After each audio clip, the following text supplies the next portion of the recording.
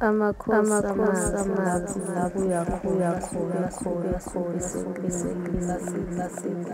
sokuphungula umuzi ngabanye abantu ithongo lakho lamasafety ngoba kunamakhosi akuvulele noma ungumthaka khaya lakho umuntu uyathobeka